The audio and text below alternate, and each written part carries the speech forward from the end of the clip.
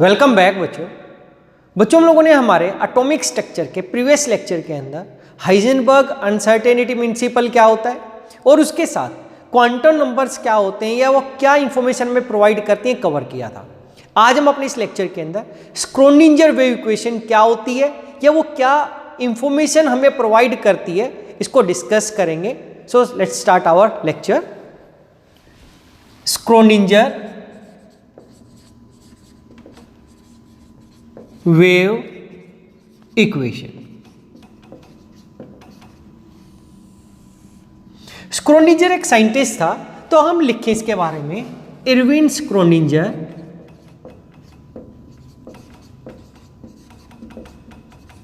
gave and wave equation for the behavior of electron in any atom। क्या किया, क्योंकि de Broglie ने बोला था कि जो इलेक्ट्रॉन है वो एक पार्टिकल भी है और वेव भी है, तो उसने बोला कि अगर वो एक वेव है, इस तरीके से वेव होगी, अगर हम केवल एक ही डायरेक्शन में दिखाएं, तो कह रहा है कि इस वेव को अंडरस्टैंड करने के लिए, इस वेव की सारी इंफॉर्मेशन लेने के लिए, इस वेव की सारी इंफॉर्मेशन जानने के लिए हमें एक इक्वेशन, एक वेव इक्वेशन की जरूरत पड़ेगी जो इसको, जिससे हम इसको अंडरस्टैंड कर सकते हैं, इस वेव के बारे में पता लगा सकते हैं कुछ भी। Given wave equation for the behaviour of electron in any atom. क्यों? क्योंकि इलेक्ट्रॉन अब किसकी तरह बिहेव कर रहा है, ये एक वेव की तरह बिहेव कर रहा है। तो क्या किया, he gave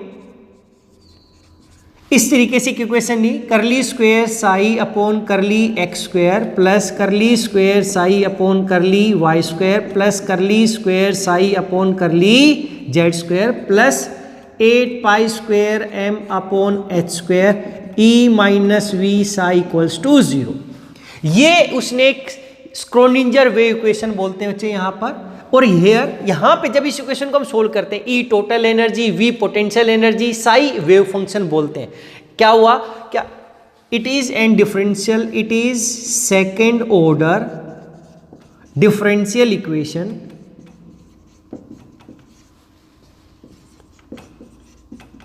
and on solving this equation by applying boundary conditions,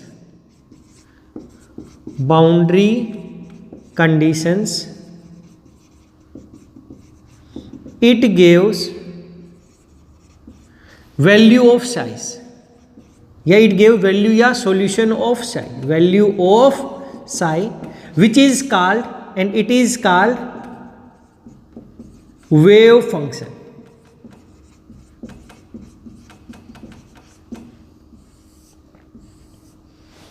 और एम्पलीट्यूड ऑफ वेव, सिंपल ये इसकी, it is called wave function, और इट रिप्रेजेंट एम्पलीट्यूड ऑफ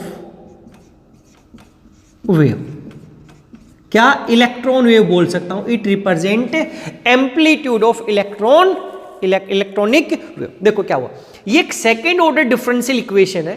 कह रहे जब इसको हम सोल्व करते हैं, सोल्व क्यों करते हैं, सोल्व करेंगे by applying boundary condition. Boundary conditions का क्या, हमारा फिक्स हो गया, क्योंकि हमारा ये न्यूक्लियस था, इस न्यूक्लियस के इलेक्ट्रॉन मेरा इस ऑर्बिटल में ही हो सकता है, यानी फर्स्ट सेल में हो सकता है या सेकंड में है, तो उसका डिस्टेंस फिक्स हो गया कि कहां तक वो प्रेजेंट होगा या नहीं होगा। तो मैं कंडीशन बाउंड लगा दी कि वो यहां पर एटम से बाहर नहीं है, एटम के अंदर ही है। जैसे हम लोगों ने देखा था कि वेव को हमने स्ट्रिंग पे तो ऐसे दिखाया था, जैसे स्ट्रिंग पे दिखाया था, लेकिन अब इस स्ट्रिंग की लेंथ होगी कुछ ना कुछ, बाल दिया कि 0 to L लेंथ है, यहाँ पे 0 से लेके कितनी L।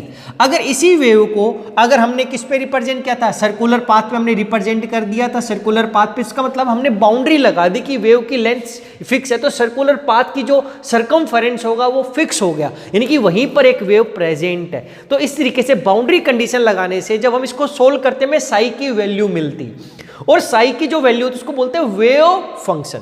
और एक्चुअली साई को हम हिट एंड ट्रायल वैल्यू से निकालते हैं, हम कुछ वैल्यू पुटअप करते हैं यहाँ पे साई की, फिर क्वेश्चन को बाउंड्री कंडीशन लगाते हैं, सोल्व करते हैं, फिर हमें लगता है कि अगर सारी बाउंड्री कंडीशंस को उसने सेटिस्फाई कर दिया है तो हमें एक साई की एग्जैक्ट वैल्यू मिल जाती है, यानी कि वो इक्वेशन जो वैल्यू उसको सेटिस्फाई कर रही है। And generally value of Sai is determined by hit and trial method. जैसे आप मैथ के अंदर क्वेश्चन सोल्व करते हो, कोई क्वेश्चन आ गया तो आप लिखते हो लेट 2 बी द सॉल्यूशन, फिर 2 ने प्रूव नहीं किया, फिर हम वो लेट 3 बी द सॉल्यूशन, फिर अगर हमारा ट्रू आ जाता तो बोल देते कि 3 उसका आंसर। तो ऐसे ही हम इसको सोल्व करते हैं। देखो अब ये बेन आ गया कि अगर एक वेव होगी तो उसका एक वेव फंक्शन एग्जिस्ट करेगा, जिसको क्या बोलते हैं, साई। आपने ये चीज समझनी है बच्चे, क्या है, देखो ध्यान से सुनना। मेरे पास अगर कोई भी एक वेव है तो उस वेव की सारी इंफॉर्मेशन आप एक फंक्शन से निकाल लेते हो। आपने बोल दिया कि अगर एक वेव है तो उसका एक फंक्शन है, यानी कि उसकी सारी इंफॉर्मेशन उसके एक फंक्शन में छुपी हुई है। उस फंक्शन को बोल दिया हमने साई, और उसका नाम बोल दिया वेव फंक्शन। अगर एक ये वेव थी, अगर एक मैंने ऐसी वेव बना दी, इसका एम्पलीट्यूड छोटा है, तो इसका भी इस वेव की बारे में एक फंक्शन होगा, इसका साई होगा, इसका मान दिया साई 2 होगा। तो इसकी सारी इंफॉर्मेशन इसके इस फंक्शन में छुपी हुई है, इसकी सारी इंफॉर्मेशन इसके इस फंक्शन में छुपी हुई है।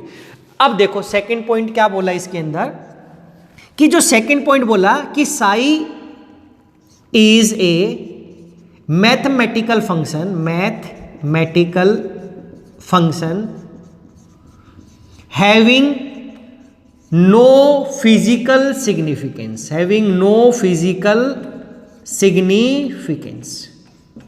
in itself। देखो ये सबसे इंपॉर्टेंट पॉइंट है कि बोला कि अगर एक वेव होगी उसकी सारी जानकारी एक फंक्शन बता सकता है, जो उस वेव का क्या बोलेंगे, वेव फंक्शन।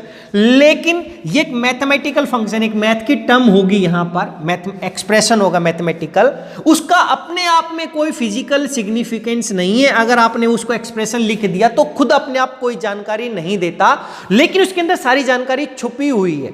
तो क्या निकालते हैं ये अभी आपके सिलेबस में नहीं, हम कैसे निकालते हैं उसके लिए देखो। मान के चलो कि एक स्टूडेंट है, अब उस स्टूडेंट की अलग अलग हैबिट्स होंगी, उस स्टूडेंट्स की सारी जानकारी अगर आपने उसके बारे में कि वो पढ़ाई में एजुकेशन में कैसा है, तो उस एजुकेशन उसके बारे में होशियार है, नालायक है, पढ़ता है, क्लास लेता है, तो पेरेंट्स नहीं बता सकते। तो आपको उस स्टूडेंट्स के क्या है, उसका एक फंक्शन बोल सकते हैं, वो टीचर जिससे वो पढ़ता है उसके बारे में सारी जानकारी प्रोवाइड कर सकता है। अगर आप उसके टीचर से मिलोगे तो टीचर उसके बारे में सारी जानकारी दे देगा, यानी कि स्टडी के रिस्पेक्ट में अगर आपको स्टडी के बारे में पता करना है तो उसका जो टीचर था वो उसका एक फंक्शन था जो उसकी सारी जानकारी प्रोवाइड कर सकता है। लेकिन अगर आपको ये पता करना है कि उसकी ईटिंग हैबिट्स कैसी हैं, स्टूडेंट तो सेम ही है, अब अगर ईटिंग हैबिट्स के बारे में पता करना है तो आप उसके पेरेंट्स बता सकते हैं कि किस टाइम पे खाना पसंद है, क्या खाना पसंद है, क्या खाना पसंद नहीं। ना तो उसके फ्रेंड बता सकते हैं, ना ही टीचर बता सकते हैं। अब इसको आपको उसको जानकारी पता करने के लिए किससे मिलना पड़ेगा, उसके पेरेंट्स से। लेकिन है तो स्टूडेंट, उस स्टूडेंट के बारे में जानकारी निकाल रहे तो अब आपको क्या है, पेरेंट्स से मिलना पड़ेगा। ऐसे ही अगर आपके उसके पर्सनल जानकारी चाहिए कि वो पढ़ाई में कैसा है, क्लास बंक करता है, नहीं करता है, क्या करता है, क्लास ओवर होने के बाद किससे मिलता है, क्या फ्रेंड सर्कल है, तो आपको उसके बेस्ट फ्रेंड को पकड़ना पड़ेगा कि वो उसके अंदर कोई बैड हैबिट्स है, या सिगरेट पीता है, या वो ड्रिंक करता है, क्या करता है। तो उसकी जानकारी लेने के लिए ना तो पेरेंट्स अच्छी तरीके से बता सकते हैं, ना ही टीचर्स। तो अब आपको क्या, उसका बेस्ट फ्रेंड पकड़ना पड़ेगा, जिसका क्या है, बेस्ट फ्रेंड है। तो ऐसे ही क्या करें कि साई एक इसके बारे में सारी जानकारी है, लेकिन अब इसके अंदर से हम डायरेक्ट अपने आप इंफॉर्मेशन नहीं देता, हमें निकालनी पड़ती है। निकालते कैसे हैं, इसके ऊपर अलग अलग हम बोलते हैं एक ऑपरेटर लगा देते हैं। जैसे ट्रक को चलाने के लिए आपको क्या चाहिए, ड्राइवर। वो ड्राइवर उस ट्रक को ही चला सकता है, लेकिन उसी ड्राइवर को अगर मैं प्लेन में बिठा दूं तो प्लेन को उड़ाएगा नहीं, क्योंकि प्लेन को चलाने के लिए हमें पायलट की जरूरत होगी जो उसके बारे में जानकारी रखता है। तो इसमें ये एक ऐसा, इसमें सारी जानकारी है, लेकिन कभी हमें इसके ऊपर ड्राइवर को बिठाना पड़ता है, कभी पायलट को, कभी टीचर को पकड़ना पड़ता है इस वेव के बारे में जानकारी के लिए। तो क्या, but all the information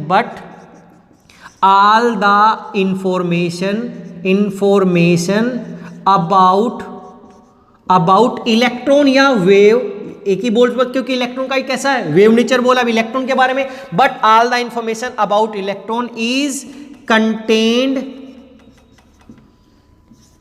inside this psi, and we have to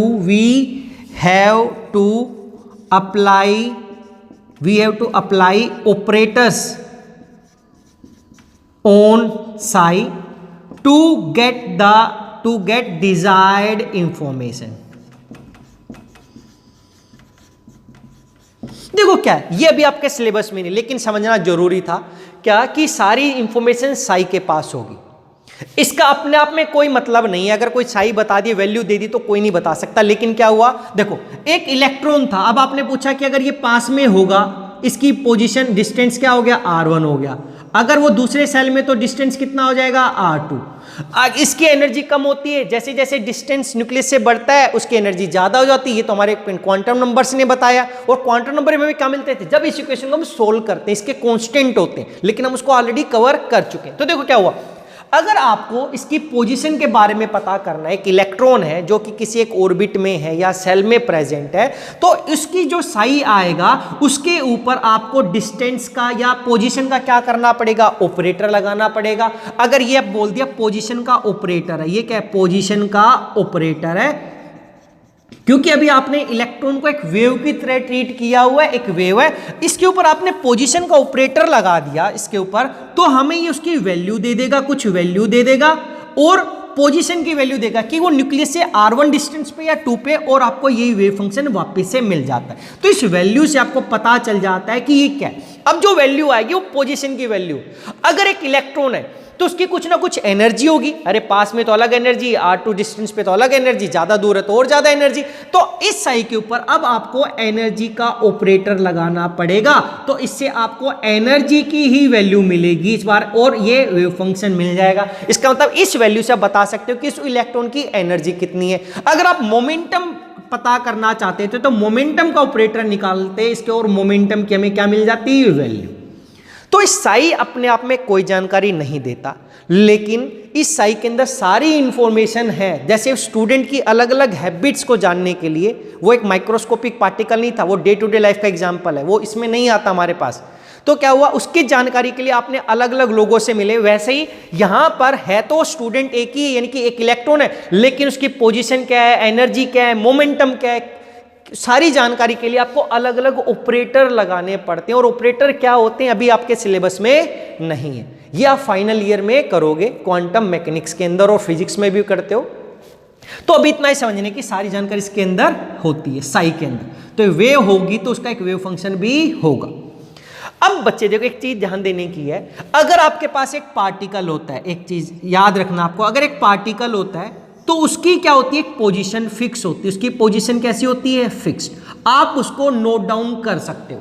लेकिन अगर एक वेव है, उसकी आप कभी भी पोजीशन नहीं बता सकते, उसकी पोजीशन नहीं बता सकते, उसकी क्या बताते हो, प्रोबेबिलिटी। क्या बताते हो, प्रोबेबिलिटी की वो कहां पर है, क्योंकि पार्टिकल तो लोकलाइज, क्योंकि एक पार्टिकल कैसा होता है, लोकलाइज्ड, लेकिन एक वेव लोकलाइज नहीं होती, वेव एक ही टाइम में बहुत जगह पे प्रेजेंट होती है। देखो, क्योंकि ये जो एक पार्टिकल था, क्या हुआ, अगर एक ट्रक है, अगर एक मार्कर है यहां पे, तो आप बता सकते हो ना कि ये कहां पर है, इसकी पोजीशन फिक्स है। एक ट्रक खड़ा हुआ है तो आप ट्रक की पोजीशन बता सकते हो।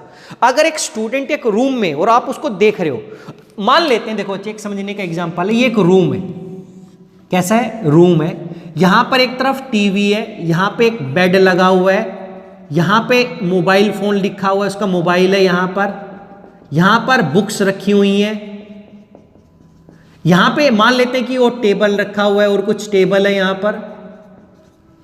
यहां पे खाने पीने का सामान रखा है, फूड ईटेबल्स रखा हुआ है, खाने पीने का सामान। अब आपने क्या, ये रूम इसका ओपन है, फर्स्ट रूम कैसा था, इसका ओपन था। जब आपने एक स्टूडेंट अंदर है तो आपने स्टूडेंट को नोट डाउन किया, तो आपने देखा, आप बता सकते हो कि एग्जैक्ट वो कहां पर होगा। एक इंस्टेंट पे आपने रूम खोला, देखा टीवी देख रहा है, तो उसकी पोजीशन यहां पे क्या होगी, पार्टिकल आप देख सकते थे फिक्स हो गई। फिर थोड़ी देर के बाद आपने देखा, रूम ओपन किया, तो क्या हुआ भाई, वो मोबाइल चला रहा था, तो उसकी पोजीशन यहां पे क्या होगी, फिक्स। फिर थर्ड टाइम पे देखा, वो क्या कर रहा था, स्टडी कर रहा था, उसकी पोजीशन कैसी होगी, फिक्स। तो एक पार्टिकल होता है तो उसकी पोजीशन कैसी होती है, वो लोकलाइज्ड होता है, उसकी पोजीशन कैसी होती है, फिक्स होती है। तो हम पार्टिकल की पोजीशन बता सकते हैं जोड़ने ये नॉर्मल पार्टिकल कैसा होता है, ये पार्टिकल होता है मैक्रोस्कोपिक। मैक्रोस्कोपिक का मतलब होता है जिसका साइज बड़ा होता है, बिगर साइज, बिग साइज, जिसको हम आंखों से देख सकते हैं, नेक्ड आई से हम देख सकते हैं। लेकिन क्या हुआ, हमने एक चीज बताई क्या, कि अगर एक माइक्रोस्कोपिक पार्टिकल है, माइक्रोस्कोपिक पार्टिकल होता है जिसको हम देख नहीं सकते आंखों से, हम रेडिएशंस डालते हैं, स्ट्राइक करके वापस आते हैं, हम उनको एनालिसिस करते हैं, तभी हम एनालाइज करके बता सकते हैं। तो जो माइक्रोस्कोपिक पार्टिकल है वो क्या करता है, पार्टिकल नेचर भी होता है उसका और वेव नेचर भी होता है। तो देखो क्या हुआ, अभी स्टूडेंट को, अभी आप देख रहे थे पार्टिकल था तो आप उसकी पोजीशन फिक्स करके बता सकते थे, लेकिन अगर बाई चांस मैं ऐसा बोलूं कि वो रूम बंद हो गया, अब बताओ उस जो आपका जो पार्टिकल था अब आप उसको देख नहीं सकते, मान लो कि वो क्या बन गया, माइक्रोस्कोपिक बन गया। देखो ध्यान से सुनना, इलेक्ट्रॉन को आप देख नहीं सकते, अब आपको नहीं पता कि न्यूक्लियस के अंदर यहां पर प्रेजेंट है, इस ऑर्बिट में यहां कहां पर एक ही इलेक्ट्रॉन तो कहां पर प्रेजेंट, आपको नहीं पता था। तो ऐसे ही पहले एक पार्टिकल आप देख सकते थे उसकी पोजीशन लोकलाइज थी, अब आपने रूम बंद कर दिया, अब आपसे पूछा जाए तो उसकी पोजीशन क्या होगी भाई, अब उसकी क्या, आपको क्या लगता है, वो बुक्स पे पढ़ रहा होगा कोई स्टूडेंट, नहीं पढ़ रहा होगा। अगर उसको खाने पीने की आदत है, ज्यादा शौकीन है, तो क्या होगा, अरे वो खाना खा रहा होगा किस टाइम पे, फिर क्या हुआ भाई, मैक्सिमम टाइम क्या होगा, थोड़ी देर खाना खाएगा, फिर क्या देखेगा, मोबाइल रखा हुआ है तो मोबाइल वाली पोजीशन पे मिलेगा, ज्यादा प्रोबेबिलिटी उसकी उस कॉर्नर पे मिलेगी यहां पर। फिर क्या मिलेगा, थक जाएगा तो क्या करेगा, आराम करेगा, मोबाइल लेके बेड पे देखेगा। ऐसे ही, या अगर मोबाइल नहीं चलाएगा तो क्या देखेगा, बेड पे बैठ के टीवी देख रहा होगा या टीवी के पास होगा। तो अब आपको पता है कि कहां पर होगा, तो अब आप उसके रूम के अंदर, अगर आपसे रूम बंद है और आपसे पूछा जाए बताओ कि स्टूडेंट कहां पर होगा, तो क्या हो सकता है, अरे कोई बताएगा कि टीवी देख रहा है, यहां पर हो सकता है मैक्सिमम, फिर कोई बोलेगा कि नहीं बुक्स के पास तो नहीं हो सकता, कम चांस है, मोबाइल के पास ज्यादा चांस है उसके, फिर क्या है, कोई बोलेगा कि भाई नहीं टीवी देख रहा होगा किसी इंस्टेंट पे, या किसी से पूछा मम्मी पापा से, वो कह रहा होगा कि सो रहा होगा, या और कोई फ्रेंड बोला कि इस टाइम पे खाना खा रहा होगा। तो अब क्या है, अब जैसे ही आप ओपन करोगे वो लोकलाइज्ड हो जाएगा, आप उसको देख सकते हो, लेकिन जब आप उसको देख नहीं पा रहे हो तो आप उसकी पोजीशन नहीं बता सकते, आप केवल प्रोबेबिलिटी बता सकते हो कि भाई यहां पर उसकी होने की संभावना ज्यादा है, यहां पर कैसी है, कम है। लेकिन क्या पता अगर वो टॉप करता हो, हर बार फर्स्ट आता हो, तो क्या है, वो बुक्स के पास ज्यादा बैठा मिलेगा, तो वो तो अब आप जब उसको नोट करोगे तभी पता चलेगा ना। लेकिन अब जब रूम बंद है तो आप उसकी क्या निकाल सकते हो, केवल प्रोबेबिलिटी निकाल सकते हो कि इस रूम में मैक्सिमम प्रोबेबिलिटी कहां पर होगी, तो मिनिमम कहां होगी, बुक्स के पास होगी, इस तरीके से। तो अब हमें पता चला कि अगर वेव है तो वेव ऐसा एक स्टूडेंट है जो क्लोज रूम के अंदर है, एक टाइप से, जिसको आप देख नहीं पा रहे हो, अभी एक इलेक्ट्रॉन को जिसको हम देख नहीं पा रहे थे, तो उसकी हम प्रोबेबिलिटी ही निकाल सकते हैं, कभी भी उसकी एग्जैक्ट पोजीशन नहीं निकाल सकते। तो अब आपको पता चल गया होगा कि वेव की हम केवल क्या निकाल सकते हैं, प्रोबेबिलिटी। ये एग्जांपल उसको हम डिनोट कर सकते हैं कि अब हम प्रोबेबिलिटी निकाल सकते हैं, लेकिन जब रूम ओपन है, जब आप देखोगे तो प्रोबेबिलिटी नहीं होती, उसकी एग्जैक्ट पोजीशन होती है वहां पर, ऐसा। थर्ड पॉइंट अगर हम इसमें लिखते हैं बच्चे, यहां पर जो चीज समझने की, फर्स्ट सेकंड थर्ड, यहां पे क्या हो गया, fourth point.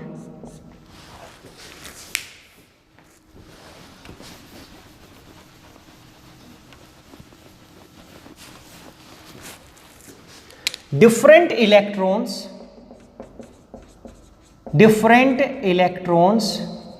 will have different values of psi।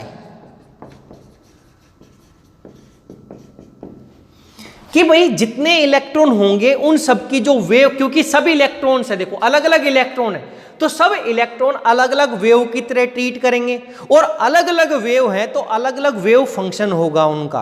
क्यों होगा, देखो इसको समझते हैं एक टाइप से। ये हमें पहले कर चुके हैं क्वांटम नंबर्स में। मान लेते हैं कि ये मेरे पास न्यूक्लियस था, इस न्यूक्लियस के पास मेरे पास होता है के सेल, इसको बोला k = 1 के सेल। इसके बाद क्या था मेरे पास L, इसके बाद क्या था M। अब आपने बोला कि मेरा एक इलेक्ट्रॉन यहां पर हो सकता है, मेरा इलेक्ट्रॉन यहां पर हो सकता है, या मेरा इलेक्ट्रॉन यहां पर हो सकता है एक इलेक्ट्रॉन। अगर मान ले कि वो के सेल में, तो इस के सेल में इलेक्ट्रॉन, देखो क्या था, है तो एक इलेक्ट्रॉन, अब उस इलेक्ट्रॉन को आपने, इस इलेक्ट्रॉन को मैं, इस एक इलेक्ट्रॉन, जो एक इलेक्ट्रॉन है बच्चे, इस एक इलेक्ट्रॉन को हमने रिप्रेजेंट कैसे किया था? देखो न्यूक्लियस, ये मेरा फर्स्ट सेल था। अब ये फर्स्ट सेल था तो डी ब्रोगली ने, जब हमने क्वांटाइजेशन ऑफ एंगुलर मोमेंटम किया तो हमें पता था कि इस जो फर्स्ट ऑर्बिट है या सेल है, इसके सरकमफेरेंस में केवल एक वेवलेंथ ही फिक्स आ सकती है, जिसकी एक वेवलेंथ, जब एक वेवलेंथ आती है तो हम उसको ऐसे रिप्रेजेंट करते हैं। देखो ऐसा करके, ये ऐसा करके, और या इसको ऐसा करके दिखाया था हम लोगों ने। पूरा ये न्यूक्लियस का साइज थोड़ा बड़ा कर देते हैं इस तरीके से कि न्यूक्लियस के बिल्कुल पास तक ये बड़ा, ऐसा कर देते हैं कि न्यूक्लियस था। तो अब देखो ये जो बनाया है, ये तो आपका क्या था, सेल बोल सकते हो मिडल वाला, कि भाई यहां पर अब उस एक इलेक्ट्रॉन को जो आप पहले एक वे से रिप्रेजेंट कर रहे थे, घुमा रहे थे यहां पर, अब हमें डी ब्रोगली ने बोल दिया था कि वो इलेक्ट्रॉन क्या था, वेव। तो वो वेव एक जो ये ऐसा ना दिखा के हम ऐसा दिखाते। अगर ये एक वेव है तो अब ये एक ही इलेक्ट्रॉन है जो कि यहां से अंदर ऐसे ओसिलेट कर रहा है, वेव ओसिलेट करती है हमारे पास, क्योंकि अगर एक वेव है बच्चे इस तरीके से तो उसका क्रस्ट भी बनेगा और उसकी क्या बनेगी, ट्रफ। तो इस तरीके से ये, तो इसका मतलब है कि ये कहीं पर भी हो सकता है, यहां से लेकर यहां तक। तो इसी को मैं क्या दिखाऊंगा कि न्यूक्लियस था मेरे पास, ये न्यूक्लियस था, ये ऐसा था। तो इसके इस एरिया से लेकर इस लाइन अंदर वाले, इस डॉटेड वाले से, इस लाइन से लेकर ये यहां तक कहीं पर हो सकता है। तो इस न्यूक्लियस के जो हमने ये बनाया था, अभी देखो ये फर्स्ट सेल ऐसा बनाया था, इसका मतलब है कि अब इसके इतना अंदर और बाहर तक ये इलेक्ट्रॉन क्या हो सकता है, प्रेजेंट हो सकता है। क्योंकि अब इसकी प्रोबेबिलिटी निकालेंगे, कह रहा था कि यहां पर इस सेल में था, लेकिन अब ये वेव है। अगर वेव है तो अब ये ऑर्बिट तो फिक्स हो गया, इसी ऑर्बिट, सर्कुलर ऑर्बिट में एक वेव आएगी। अब वेव आ गया तो अब मैं क्या करूंगा, वो इलेक्ट्रॉन, वेव एक्चुअली क्या, एक इलेक्ट्रॉन है, तो सभी जगह पे प्रेजेंट था, ये भी हम कर चुके थे। इसीलिए ये मेरा एटम क्या है, स्टेबल है, ये कोलैप्स नहीं हो रहा था। तो उसको रिप्रेजेंट कैसे करते हैं, तो कह रहे हैं ये न्यूक्लियस के पास तक, अंदर इतनी दूर तक आ सकता है, यहां पे न्यूक्लियस के बिल्कुल पास तक, और बाहर इतनी दूर तक जा सकता है ये। तो अब इसको हम डॉटेड से करके दिखाते हैं इस तरीके से। देखो तो ये इसके बाहर तक दिखा दिया डॉटेड करके, और ये अंदर तक। यानी कि अब हम इसकी प्रोबेबिलिटी निकाल रहे हैं इस तरीके से कि ये डिस्टेंस है, कि जब हमने एक बार नोट डाउन किया बच्चे तो एक बार इसकी पोजीशन क्या आई, ये यहां पे दिखाई दिया। फिर हमने दोबारा एक्सपेरिमेंट किया तो पता चला कि ये दोबारा हमें यहां पे दिखाई दिया। थर्ड टाइम किया तो यहां पे, फोर्थ टाइम किया ये यहां पे, तो हमने उसका ग्राफ बना लिया। यानी कि ये जो एक सेल था, ये बिल्कुल फर्स्ट सेल बनाया था, उसके अंदर और इतनी दूर तक की हमें प्रेजेंट मिला। एक ही इलेक्ट्रॉन है, ये इतना अलग अलग इलेक्ट्रॉन नहीं है। अब मैं इसके अंदर बता रहा हूं कि जो फर्स्ट सेल था उसके अंदर एक इलेक्ट्रॉन प्रेजेंट, उसको हम ऐसा रिप्रेजेंट करते हैं क्योंकि उस इलेक्ट्रॉन को मैं पार्टिकल ना होने की वजह से वेव के फॉर्म में ऐसा रिप्रेजेंट करते हैं। और जब वेव आ गया तो वहां पे वेव सभी जगह पे प्रेजेंट है, तो एक ही बार में ऐसा दिखाते हैं। देखो न्यूक्लियस के पास हो गया, अब इसको ऐसे रब कर सकते हैं। अब क्या हुआ था, इसके बाद सेकंड सेल थी मेरे पास, अगर वो इलेक्ट्रॉन यहां पर होता तो ऐसी प्रोबेबिलिटी थी। अगर वो इस सेल में ना होके नेक्स्ट वाली में था, एल वाली में, तो एल वाली के अंदर आपने क्या दिखाया तो अच्छे कि अब इस एल के अंदर 2 वेवलेंथ आएंगी, 2πr2 इक्वल्स टू, इस सरकमफेरेंस में 2 वेवलेंथ आ सकती थी, जिसको हमने ऐसे रिप्रेजेंट किया था इस तरीके से। देखो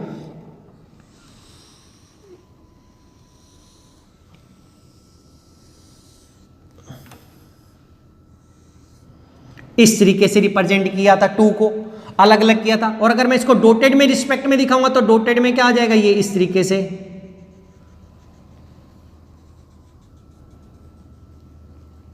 टच नहीं होगा अंदर वाले के साथ, ये ऐसा ऐसा। अगर ये ऐसा हो गया,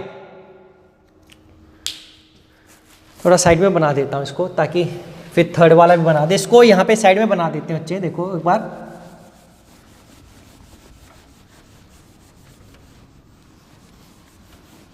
जो एक इलेक्ट्रॉन था हमने कैसे दिखाया, ये न्यूक्लियस था इसका,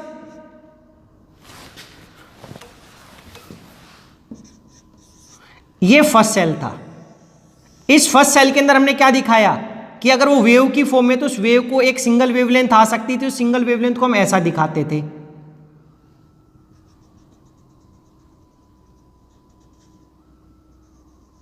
और ये आपका ऑर्बिट था या सेल था कि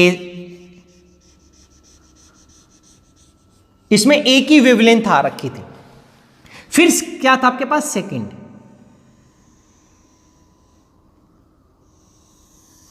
अगर इलेक्ट्रॉन यहां पर होगा तो हमें पता है कि ऑर्बिट तभी एग्जिस्ट करेगा, ये stationary state according to de Broglie, जब इसके अंदर दो वेवलेंथ आ जाएंगे। अगर मैं केवल एसएस वाली कर रहा हूं तो दो वेवलेंथ का मतलब कैसे कि ये इस तरीके से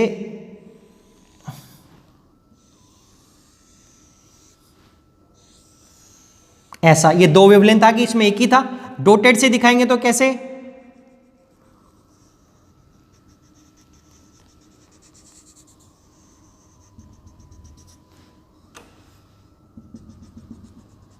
अब देखो तो अब ये क्या है, अब ये सेकंड सेल में प्रेजेंट होगा तो अब ये कहां कहां तक हो सकता है, यहां पर मिल सकता है इतनी दूरी पे, ऊपर से यहां तक प्रोबेबिलिटी निकालूंगा क्योंकि वेव ओसिलेट कर रही है इस तरीके से, ये डॉटेड अंदर की साइड से कि ये ओसिलेट करेगा, ये बाहर अंदर आएगा, ये ऐसे ओसिलेट करेगा। तो जो मेरा एक इलेक्ट्रॉन हो सकता है वो इस सारे एरिया में कहीं पर भी प्रेजेंट हो सकता है क्योंकि ये वेव और वो एक ही इलेक्ट्रॉन है जो कि यहां तक है। तो इसका मतलब इसी को मैं रिप्रेजेंट कैसे करूंगा, तो यहां पे देखो कुछ डिस्टेंस है, यहां पे बीच में एम्प्टी, यहां पर नहीं होगा। अब वो क्या होगा, इसका मतलब यहां पे कुछ दूरी पे नहीं होगा। तो जो मेरी सेकंड, जो आपने एक टाइप से ऐसे बनाया था, ये सेकंड वाला, इसको थोड़ा बड़ा करके साफ करके बना रहे हैं एल सेल, तो वो ऐसा एक मूव नहीं कर रहा, वो एक्चुअली कुछ दूरी तक प्रेजेंट होगा। इस तरीके से डॉटेड करके हमने दिखा दिया इस तरीके से कि वो अंदर यहां तक और यहां तक प्रेजेंट हो सकता है। तो अब हम लोगों ने उसकी क्या निकाली, प्रोबेबिलिटी। तो अब उसकी जो प्रोबेबिलिटी निकाली है, हर बार जब हमने उसकी पोजीशन इंस्ट्रूमेंट से मेजर करी तो हमें अलग अलग पोजीशन दिखाई दी उसकी। तो इस बार हमें ऐसा दिखाई दिया कि वो यहाँ पर ऐसा हो सकता है इस एरिया के अंदर, उसको ये हमें अलग अलग क्या दिखाई दी, पोजीशन। तो ये 1 था, ये 2s को रिप्रेजेंट कर रहा है। अब मैं एक ही दिखा रहा हूं, जैसे 2, यानी मैं एक ही सेल की बात करता हूं, यानी कि फर्स्ट ऑर्बिट में 1s सेल की, फिर 2s की, ऐसे ही 3। अगर इसके बाद हमें m था तो थर्ड के अंदर आपको पता था कि इसके बाहर जो एक सेल आएगा बच्चे, उसके अंदर कैसा, जो इसके बाहर जो ये बड़े वाला एग्जिस्ट करेगा, एक और l सेल, इसके अंदर 3 वेवलेंथ आ सकती है। 3 वेवलेंथ का मतलब कैसे है कि जो ये बाहर वाला बनाया है इसके चारों तरफ ऐसा 3, 1 2 3, और जब डॉटेड में दिखाएंगे तो ये ऐसा।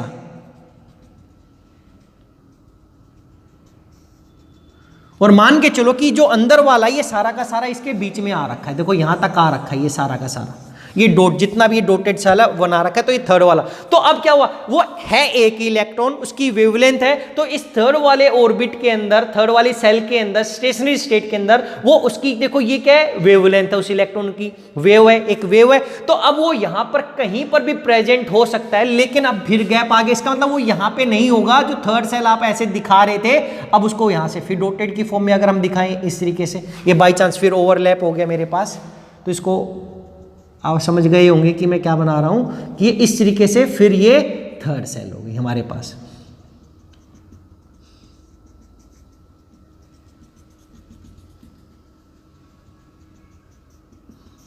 देखो अलग अलग, तो क्या हुआ कि एक इलेक्ट्रॉन अगर वो अलग अलग सेल में प्रेजेंट है तो उसकी पोजीशन अलग अलग होगी, उसका डिस्टेंस अलग अलग है, उसकी एनर्जी अलग अलग होगी। तो हर बार हमें क्या करना है, तो जो ये वेव इक्वेशन थी इसके अंदर हमें डिफरेंट इलेक्ट्रॉन्स के लिए डिफरेंट वैल्यू ऑफ साई मिलती है।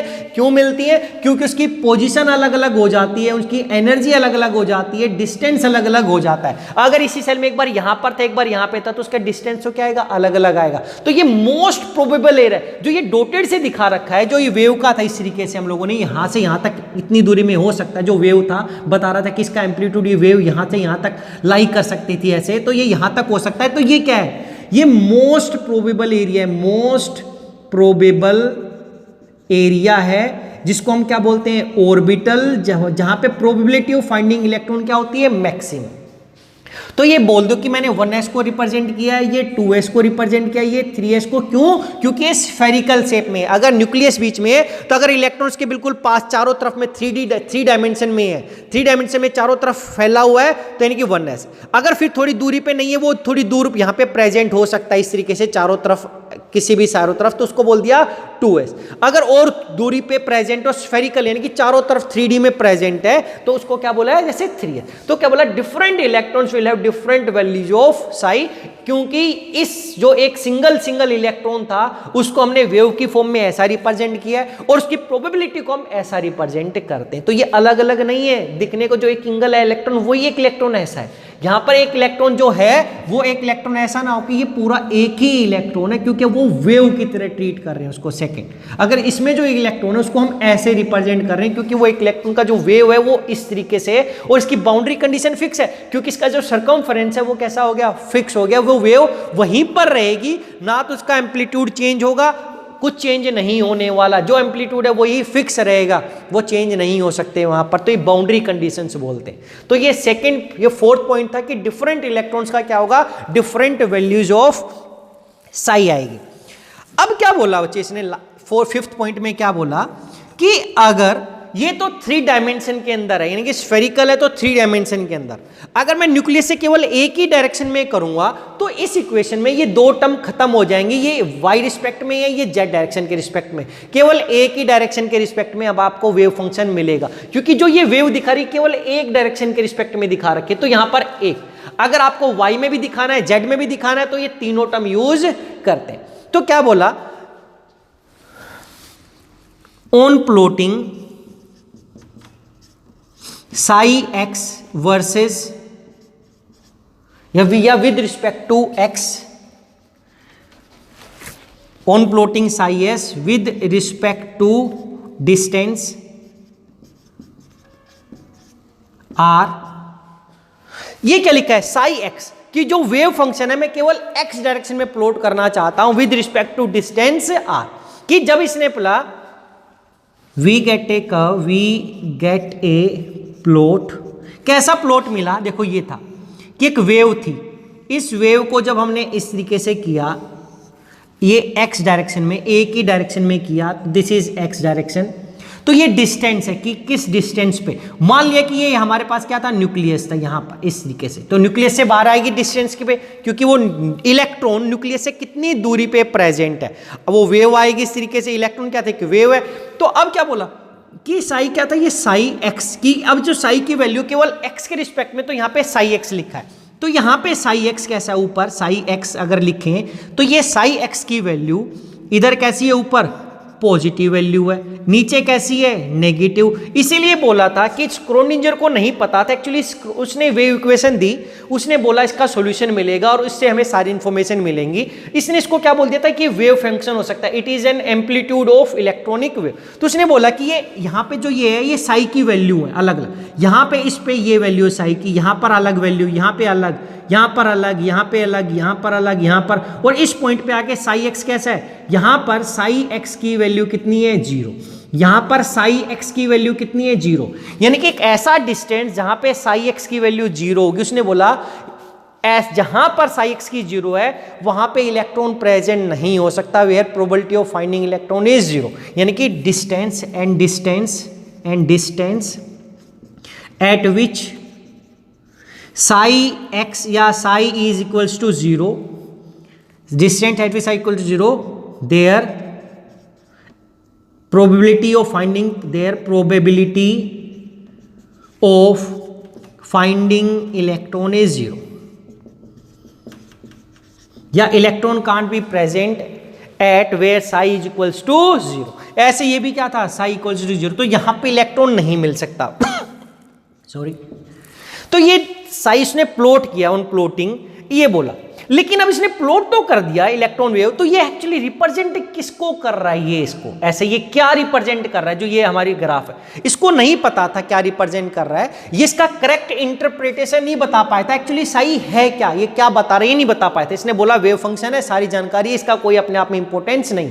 तो according to him, according to Schrodinger, this represent charge density of electron, charge density of electron, कि ये चार्ज डेंसिटी को रिप्रेजेंट कर रहा है। लेकिन इसने एक बात बोल दी कि ऐसे पॉइंट जहां पे ये कट करेगा, जहां पे साई की वैल्यू 0 होगी, इसका मतलब साई की वैल्यू 0 का मतलब वहां पर मेरे पास वेव फंक्शन है ही नहीं। अगर वेव फंक्शन नहीं है इसका मतलब वहां पे वेव है ही नहीं, और इलेक्ट्रॉन कैसी एक वेव, अगर वेव है नहीं इसका मतलब वहां पे इलेक्ट्रॉन प्रेजेंट नहीं हो सकता। सिंपल सी बात है, क्योंकि इलेक्ट्रॉन को हमने वेव बोला, अगर वेव है तो वेव फंक्शन होगा, अगर इसकी वैल्यू 0 है इसका मतलब वेव नहीं है, और वेव नहीं है तो इलेक्ट्रॉन नहीं है। तो ऐसे डिस्टेंस पे इलेक्ट्रॉन जहां पे वेव फंक्शन 0 है वहां पे इलेक्ट्रॉन्स नहीं होगा। तो देखो यहां पर ये जो एरिया है इस डिस्टेंस पे, न्यूक्लियस इस डिस्टेंस पे हमारी साई की वैल्यू 0 आती है। इस पॉइंट से लेके यहां तक, इसका मतलब यहां पे कोई इलेक्ट्रॉन नहीं होगा। इलेक्ट्रॉन नहीं होगा तो उसकी प्रोबेबिलिटी नहीं निकाल सकते, क्योंकि इलेक्ट्रॉन वेव है तो उसकी प्रोबेबिलिटी निकालते हैं आप ऑलवेज। क्योंकि ये जो डिस्टेंस है, अगर बोल दिया कि यहां से ये 2 मीटर है, 2 सेंटीमीटर बोल दिया, अभी सेंटीमीटर में लिया एक टाइप से हम लोगों ने, तो 2 सेंटीमीटर न्यूक्लियस से, अगर ये न्यूक्लियस है तो 2 सेंटीमीटर इसके किसी भी साइड हो सकता है, 2 2 2 2 2, यानी कि स्फेरिकल डायरेक्शन में, ऊपर 2 नीचे कहीं पर भी 2 सेंटीमीटर हो सकता है, वो कहीं पर भी नहीं। तो ये प्रोबेबिलिटी क्या होगी? 0। फिर ऐसे ही थोड़ी दूरी पे और जाके कट कर रहा है तो यहां पे प्रोबेबिलिटी कितनी है? 0। और जहां पे प्रोबेबिलिटी 0 होती है, जहां पे ये 0 होता है ऐसा, इसको हम बोलते हैं नोड। इसको भी हम बाद में भी करने वाले हैं कि जहां पर ये प्रोबेबिलिटी 0 होती है उस एरिया को हम बोलते हैं नोड, यानी कि node are the area, node are the area, are the area where probability of finding electron is 0, where probability of finding of electron is 0। तो अच्छा, इसको नहीं पता था साई क्या है, उसने बोला कि ये क्या है, रिप्रेजेंट कर रहा है चार्ज डेंसिटी को। लेकिन इसके बाद एक साइंटिस्ट था मैक्स प्लैंक, उसने बताया कि साई एक्चुअली क्या है, ये हमें कैसे बाकी सारी जानकारी दे सकता है कि कितने डिस्टेंस पे, क्योंकि एक इलेक्ट्रॉन है तो उसकी कितनी दूरी पे है, कितनी एनर्जी है, कितना मोमेंटम है, सब कुछ हमें जानकारी साई से ही मिलती है। लेकिन हमें ऐसे मिलती है, और साई है क्या, हम ये सारी जानकारी कैसे निकाल सकते हैं, या ये जो प्रोबेबिलिटी निकाली हम कैसे निकाल सकते हैं, ये बताया मैक्स प्लैंक ने। 6 point, but Max Born, sorry शायद पहले मैंने प्लैंक्स बोल दिया, तो एक्चुअली जो साइंटिस्ट था जिसने करेक्ट इंटरप्रिटेशन दी थी वो तो क्या था, Max Born gave the correct interpretation of psi. He said once you find psi x, you square it off,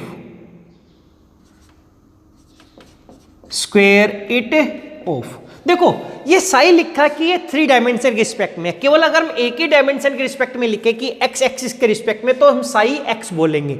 तो यहां पे भी क्या लिखा था, on plotting psi X with respect to X बोल सकते हैं, एक्स डायरेक्शन। एक्स डायरेक्शन में क्या बोलेगा, आर, ये डिस्टेंस बता रहा है कि एक्स डायरेक्शन के अंदर तो एक्स के रिस्पेक्ट में ही प्लॉट होगा। ये तो डिस्टेंस बता रहा है कि एक्स के रिस्पेक्ट में कहां पे, with respect to X direction. तो ये डिस्टेंस के रिस्पेक्ट में नहीं, ये क्या एक्स डायरेक्शन रिस्पेक्ट में कि एक्स डायरेक्शन में किस किस डिस्टेंस पे हमारे पास साई एक्स की वैल्यू क्या मिलेगी, 0 मिलेगी। साई की वैल्यू क्या होगी, 0। देखो इसने बोला कि जो आपको साई एक्स मिला है, अभी अगर एक ही डायरेक्शन की बात करें तो आप उसको क्या करोगे, साई एक्स का स्क्वायर कर दो, और जो स्क्वायर करोगे तो ये क्या करेगा, प्रोबेबिलिटी ऑफ, ये स्क्वायर है जो साई खुद नहीं बता रहा, देखो जो साई एक्स है ये कुछ नहीं बता रहा, लेकिन जैसे इसको आप स्क्वायर करोगे आपको क्या बनेगी, probability of finding electron, probability of finding electron at any distance, क्या, देखो जो आर, अगर इस आर के ऊपर मान लेते हैं कि ये था, इस तरीके से था, जो पहले हमारा साई एक्स की वैल्यू ऐसी थी बच्चे, ये था हमारी साई एक्स की वैल्यू, ये साई एक्स था, यहां पर इसकी पॉजिटिव वैल्यू, यहां पर नेगेटिव, यहां पर पॉजिटिव, और यहां पर कैसी है, नेगेटिव। तो साई तो नेगेटिव भी है, साई नेगेटिव भी है, साई पॉजिटिव है, लेकिन प्रोबेबिलिटी तो नेगेटिव नहीं हो सकती। तो जो हमने इस तरीके से दिखा दिया, ये वेव की रिस्पेक्ट में दिखाया है, तो ये एक्चुअली क्या है, यहां पर भी हमने बोल दिया इलेक्ट्रॉन यहां से लेके यहां तक हो सकता है, तो ये साई के रिस्पेक्ट में नहीं बोला हम लोगों ने। क्या हुआ कि जो बताया गया ये बोला है साई एक्स स्क्वायर, क्योंकि अगर यहां पे किया तो साई स्क्वायर करेंगे, या एक्स किया तो मैं केवल एक्स डायरेक्शन के रिस्पेक्ट में, क्यों, क्योंकि इसकी नेगेटिव वैल्यू। लेकिन जब इस नेगेटिव मान लेते हैं +2 वैल्यू है, ये कैसी है, -2, यहां पे अगर इसकी +1 वैल्यू है, यहां पर कितनी है, -1, क्योंकि वो सेम ही होगा। तो यहां पर भी इसकी प्रोबेबिलिटी कितनी है, 4। और यहाँ पे भी -2 इंटू -2 कितनी 4। तो यहाँ पर जितनी प्रोबेबिलिटी उतनी ही यहाँ पे प्रोबेबिलिटी, जितनी यहाँ पर है उतनी ही यहाँ पर है। और अब इस वेव को हमने सर्कुलर पाथ पे दिखा दी, इसका मतलब कि यहाँ पर इसकी प्रोबेबिलिटी 4 है तो यहाँ पर भी तो प्रोबेबिलिटी 4 ही है, वो साई नेगेटिव नहीं है, इसका मतलब नेगेटिव तो प्रोबेबिलिटी नहीं हो सकती। तो प्रोबेबिलिटी कब निकलती है, जो भी वैल्यू आपकी साई एक्स की आती है उसको स्क्वायर कर दो and Sai x square will give the probability of finding electron at any distance. क्योंकि जिस डिस्टेंस के ऊपर आपने यहां से यहां तक मान लिया डिस्टेंस आर है, तो इस आर वाले पे आप दिखाना चाहते हो कि प्रोबेबिलिटी कितनी है, तो इस आर के ऊपर जो इसकी वैल्यू होगी साई की, उस साई की वैल्यू को आप स्क्वायर कर दो। आप स्क्वायर कर दोगे तो हमारे पास क्या आ जाएगा, उसकी प्रोबेबिलिटी उस एरिया पर। तो अब ऐसे ही हम लोगों ने डिफरेंट डिस्टेंस पे ये प्रोबेबिलिटी निकाली हुई है। तो ये प्रोबेबिलिटी डिस्टेंस, ये स्फेरिकल क्यों किया हुआ है, क्योंकि अगर यहां से यहां तक डिस्टेंस 3 सेंटीमीटर है यहां तक, तो अरे 3 यहां पर भी होगा, 3 इस साइड भी है, 3 इस साइड भी, क्योंकि स्फेरिकल है ना, तो सभी 3 पे इक्वल प्रोबेबिलिटी मिलेगी। तो इस तरीके से बोला कि प्रोबेबिलिटी ऑफ फाइंडिंग इलेक्ट्रॉन ही निकाल सकते हैं, क्योंकि वेव है, वेव के बीच में प्रोबेबिलिटी निकालते हैं। और प्रोबेबिलिटी कैसे निकालते हैं, जो साई एक्स है उसको स्क्वायर कर दो। अगर हम स्क्वायर करेंगे तो होगा क्या, देखो ये जो वैल्यू है, तो अब हमारे पास जो प्लॉट आएगा साई एक्स स्क्वायर का, वो कैसा आएगा बच्चे, इसको अगर हम प्लॉट करेंगे इस तरीके से, तो हमारे पास कोई नेगेटिव वैल्यू तो रहेगी नहीं। अगर हमारे पास कोई नेगेटिव वैल्यू नहीं रही है अब यहां पर, तो क्या हुआ, ये वैल्यू इंक्रीज हो जाएगी। देखो इस तरीके से ये प्रोबेबिलिटी आ गई। तो यहां पर जो डिस्टेंस था ये 0 था, तो साई का 0 ही रहेगा। अब ये नेगेटिव नहीं रहेगी, अब प्रोबेबिलिटी फिर कैसी होगी, ये फिर ऐसे इतनी हो जाएगी, क्योंकि -2 ये, अरे जितना ऊपर है उतना ही क्रस्ट है, उतना ही टफ रहेगा। फिर ये पॉजिटिव इतना, फिर ये नीचे वाली फिर इतनी है। तो इसका मतलब है एन प्रोबेबिलिटी जहां पे साई एक्स 0 था, जहां पे साई की खुद की वैल्यू 0 थी, वहां पे साई एक्स स्क्वायर भी 0 रहेगा, क्योंकि जब वेव फंक्शन ही नहीं है तो उसकी प्रोबेबिलिटी भी क्या रहेगी, 0। तो ये एक्स डायरेक्शन के रिस्पेक्ट में, इसलिए एक्स लिख रहा हूं। अगर वाई और जेड, अगर एक ही टाइम में हम साई को, इस वेव को 3 डायमेंशन में लेके चलेंगे, एक वेव है जो एक्स डायरेक्शन में भी है, वाई में भी और जेड में भी है, तो यहां पर हम एक्स नहीं लिखते, उस टाइम पे केवल साई लिखते हैं, और यहां पे हम उस एक्स वाई जेड नहीं लिख सकते। तो यहां पर क्या है, एंड साई एक्स स्क्वायर 0 कहां होगा, या अगर प्रोबेबिलिटी 0 है तो इसका मतलब वहां पे प्रोबेबिलिटी ऑफ फाइंडिंग इलेक्ट्रॉन कैसी होगी, 0। तो ये क्या बोल दिया, according to Max Born gave the correct interpretation of psi, he said psi x square will give the probability of finding electron। अब एक लास्ट लाइन यहां पे क्या बोली गई कि जहां पे इलेक्ट्रॉन हमें मिलते हैं, जहां पे मैक्सिमम प्रोबेबिलिटी होती है, इसको हम बोलते हैं ऑर्बिटल। क्या बोलते हैं, ऑर्बिटल। कि ऑर्बिटल ये हमने बोला 1s 2s 3s magnetic quantum number के रिस्पेक्ट में। तो अब क्या बोला, and the area where probability of finding electron is maximum, finding electron is maximum is called orbitals। कि ये ऑर्बिटल्स क्या होते हैं, कि एरिया होते हैं जहां उनकी प्रोबेबिलिटी मैक्सिमम होती है। इसका मतलब वो इलेक्ट्रॉन एक वेव है, वो बहुत जगह पे फैली हुई है, वो एक इलेक्ट्रॉन की अलग अलग प्रोबेबिलिटी निकालेंगे प्रेजेंट होने की, और उस जहां पे वो होने की उसकी जो प्रोबेबिलिटी होगी उसी को हमने क्या बोल दिया, ऑर्बिटल। इसका मतलब ये एक ऑर्बिटल, ये एक ऑर्बिटल, ये एक ऑर्बिटल, जो कि हमें क्वांटम नंबर से पता चलता है कि। और अब ये ऑर्बिटल्स कौन कौन से होंगे, और इन ऑर्बिटल्स की हमें पता है कि डिफरेंट क्या हो सकती है, एनर्जी, डिफरेंट एनर्जी हो सकती है, डिफरेंट शेप हो सकती है, अरे डिफरेंट साइज हो सकता है। साइज के बारे में जब हम स्क्रोडिंजर इक्वेशन को सोल्व करते हैं तो साइज के बारे में n बताता है कि n की वैल्यू इंक्रीज तो उसका साइज का, ऑर्बिटल का साइज इंक्रीज। शेप के बारे में हमें l से पता चलता है, l बोला 0 है तो वो स्फेरिकल था, कि उसको हम एस सब सेल बोल देते हैं, या एस ऑर्बिटल बोलेंगे बाद में। एल की वैल्यू 1 थी तो हम क्या बोलते हैं, डम्बेल शेप बोलते हैं, किसकी जो शेप आएगी ऑलवेज डम्बेल आएगी, यानी कि उसको हम पी बोल देते हैं, इस तरीके से रिप्रेजेंट करते हैं। इसको स्फेरिकल को हम एस बोलते हैं। अगर एल की वैल्यू 2 है तो इसको हम बोलते हैं डबल डम्बेल, यानी कि इस तरीके से, और इसको हमने क्या बोल दिया था, डी बोला था। अब जो एनर्जी है, एनर्जी भी हमें किससे पता चलती है, अरे एन वैल्यू से या n+l वैल्यू से। तो ये सब कुछ ऑर्बिटल की चीजें हैं, ये हमें पता चला जब इसको सोल्व करेंगे स्क्रोडिंजर को, तो कुछ कांस्टेंट रिक्वायर होंगे जिनको हमने बोल दिया था क्वांटम नंबर्स, और ये क्वांटम नंबर्स हमें सारी इंफॉर्मेशन दे देंगे। और एक्चुअली ये क्या है, ये देखो ये ऑर्बिटल बनाए मैंने, ये स्फेरिकल ऑर्बिटल, यानी कि इसमें इलेक्ट्रॉन यहीं पे प्रेजेंट हो सकता है। ये पी शेप है, पी डंबल का मतलब है कि इलेक्ट्रॉन यहां कहीं पर भी प्रेजेंट हो सकता है वो, लेकिन वो इस शेप में प्रेजेंट होंगे इस तरीके से, और बीच में नहीं होंगे। यहां पर इलेक्ट्रॉन ऐसा कहीं 4 लोब्स के फॉर्म में कहीं भी प्रेजेंट होगा, लेकिन बीच में प्रेजेंट नहीं होगा। तो ये इसकी क्या है, प्रोबेबिलिटी है ऐसा हमारे पास कि इस वे से मिलेगा। तो ये हमें डिफरेंट शेप या ओरिएंटेशन बोल दिया हम लोगों ने, ओरिएंटेशन कि वो एक्स डायरेक्शन में, अगर वो एक न्यूक्लियस है तो एक्स में कहाँ पर, ये एक्स पे 0 प्रोबेबिलिटी है या एक्स वाई के बीच में प्रोबेबिलिटी 0 या किसी 120 डिग्री पे। तो ये सारी चीजें हमें मैग्नेटिक क्वांटम नंबर बताता था, कि जो हमें बताता कि ओरिएंटेशन कैसी है। अब क्योंकि डी में पी में 3 हो सकते हैं, क्या तो ये डंबल से पी एक्स पे हो सकती है या पी वाई पे या पी जेड डायरेक्शन पे, ये अलग अलग हो सकती हैं। ये d x y, d y z, d z x, या x square minus y square या डी जेड स्क्वायर डायरेक्शन पे हो सकती है। तो ये ओरिएंटेशन भी कैसे, ये क्या बताता है, ये हमें बताता है एम की वैल्यू। एम की वैल्यू बताती है हमें ओरिएंटेशन, कि जो ये इलेक्ट्रॉन प्रेजेंट हैं, जो ये इलेक्ट्रॉन कहां प्रेजेंट होंगे, जहां प्रेजेंट होंगे उसको हमने ऑर्बिटल बोल दिया।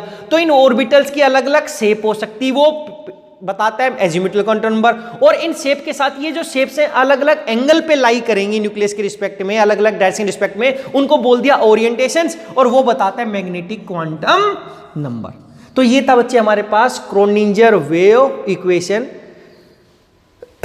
तो इस क्रोनिंजर वेव इक्वेशन से ही हमें एटम की एक्चुअल स्ट्रक्चर का पता चलता है कि इलेक्ट्रॉन कहाँ पर है। जो भी आपने सेल बनाए, सब सेल बनाए, फिर उसके बाद ऑर्बिटल बनाए, कि इलेक्ट्रॉन को आप दिखाते हो कि एनर्जी कम है या ज़्यादा है, तो सब सारी जानकारी हमें स्क्रोडिंजर वेव इक्वेशन को जब हम सोल्व करते हैं उससे मिलती है।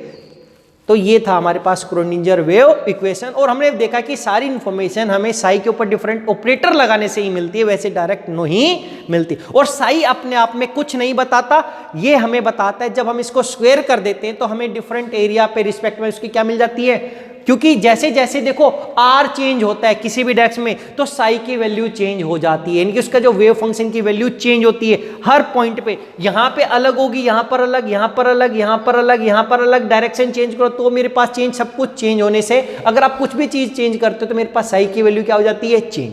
और साई की वैल्यू डिस्टेंस के रिस्पेक्ट में हमें पता चल जाती है जब हम अलग वैल्यू निकालते हैं कि कितने डिस्टेंस पे आपने साई निकालना है। सॉल्यूशन इक्वेशन में पुट अप करेंगे तो हमें हर पॉइंट पे साई निकलती है, उस साई को हम प्लॉट करते हैं, तो फिर प्लॉट करने के बाद हम क्या करते हैं, डॉट डॉट लगा के उसको जब कंबाइन करते हैं तो एक वेव हमें मिलती है, और ये वेव एक ही इलेक्ट्रॉन को रिप्रेजेंट कर रही है।